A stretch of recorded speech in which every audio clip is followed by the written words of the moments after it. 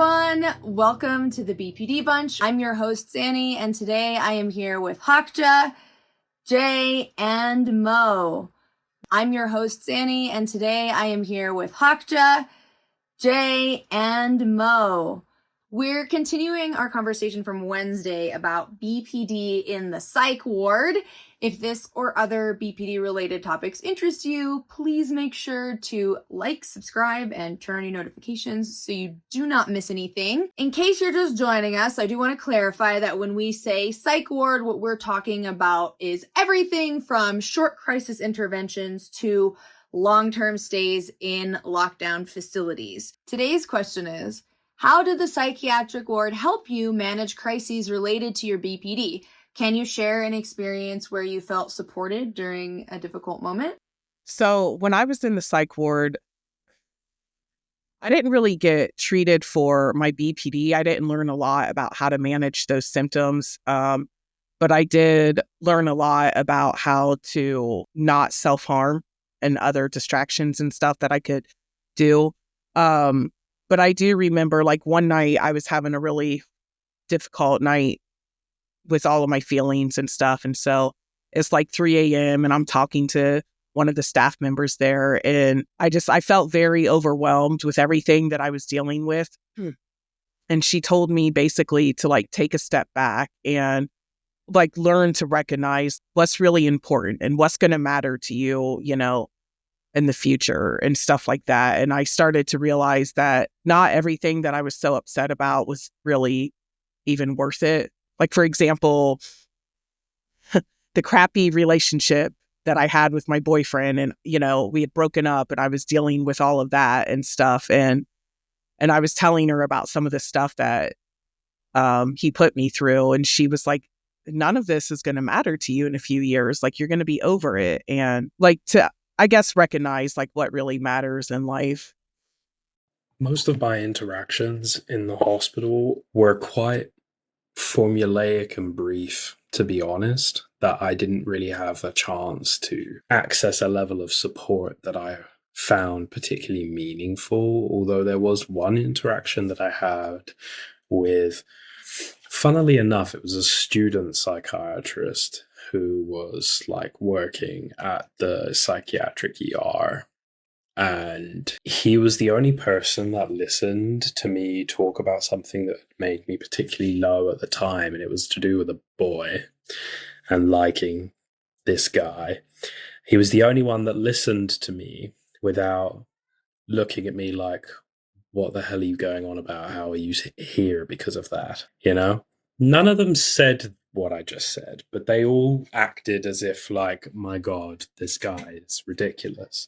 There were a lot of staff members who they asked me about what I was feeling and my experiences, but only insofar as it could help them to deduce what the problem might be in terms of a diagnostic. So I would say, I feel like this because of this guy and this thing's happening and I feel very overwhelmed, blah, blah, blah, blah, blah. And then that would immediately just lead to them saying, have you heard about the borderline traits?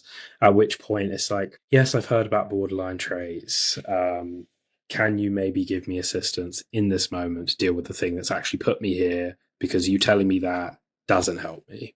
Like, it doesn't actually help me in this moment deal with a crisis. Me knowing that there are these 9 traits listed in some massive document somewhere that a bunch of psychiatrists from the US wrote does not really assist me, you know? Assist me in long-term care, but do you understand the point that I'm making? It's just very, like, cold. It's not really dealing with what I'm actually bringing to the table. Whereas that student psychiatrist, he actually listened and he talked to me about the situation, and he would say validating things like, oh, that must be really hard, etc. Things that feel very simple, but he was the only one that would say them across several months of going into these like institutions at various different points. And that helped me get out of it quicker, get out of the rut quicker, and feel a little more willing to give the clinical professionals kind of a chance to like help me, because a lot of them were kind of turning me off by the way that they were approaching me. It was making me not want to deal with this. It's like, why would I constantly put myself in front of this invalidating, heavily stigmatizing, neglectful attitude 24/7 when I'm already struggling? You're just going to make it worse. So I found that experience in particular was helpful in me trying to look past that.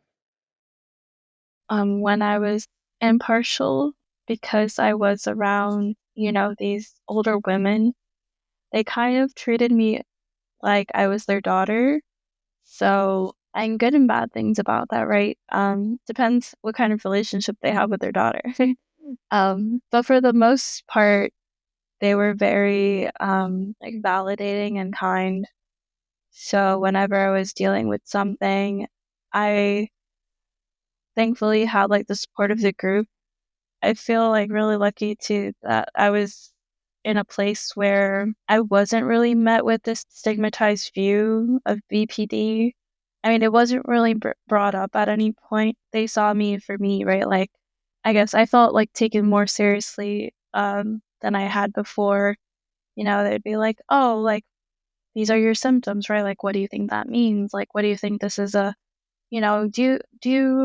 could you like recall for me, what is this? Like, what is cognitive dissonance? Like, they would like quiz me and play to my own strengths because I'm just a naturally curious like person and I like to learn. So, they kind of help me work through my feelings, but not just like validating me in group, but like also helping myself educate myself and just help me connect the dots for myself at times. So that was really nice. And yeah, I don't think I really went through any major crisis while I was there. But the times where I was impulsive or did make bad decisions, I wasn't faced with judgment or anything like that. It was just kind of like whatever you have to find some sort of sense of stability. I remember one day, like I was really, really upset, and I went to the mall and I saw this outfit like of like hoodie and sweatpants and everything like of like ramen, and it was like bright like neon like orange, and I bought it and I was like, I'm gonna wear this to group tomorrow. It's gonna be great. I was so happy, and I think that brought me like joy for the next like month just wearing that.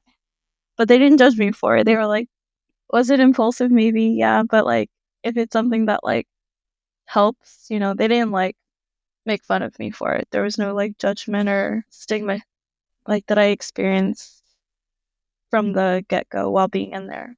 Yeah, I'm fortunate that I don't really remember there being that much stigma, mostly because I think a lot of the places where I was, they just didn't really care that much about diagnostic labels. And in terms of support through crisis, like the staff did their jobs well. I guess like I don't have any moments where I can remember somebody doing something wrong. But I do think that the most support I got was in lockdown from a friend of mine. He had a lot of empathy and was really supportive, and we would play music together because there was a piano in there. Unfortunately, after I left, he passed away from complications from a medication that he was on. So more trauma, but I don't think I would have made it through the lockdown without him. He was really, really, really amazing friend. So for all the horror stories I have about people being awful, there were people in lockdown and in partial inpatient who were genuine supports and friends, and I'm really grateful for those few people who we were able to connect. Thank you everyone so much for watching. We hope that you got a nugget of wisdom to take with you on your journey. On Sunday, we've got a fun brunch episode coming out. We're going to respond to some of the mean comments that we've gotten from people on the internet. So check that out. And then next Wednesday, we'll be back with a brand new episode topic. And we will see you next time.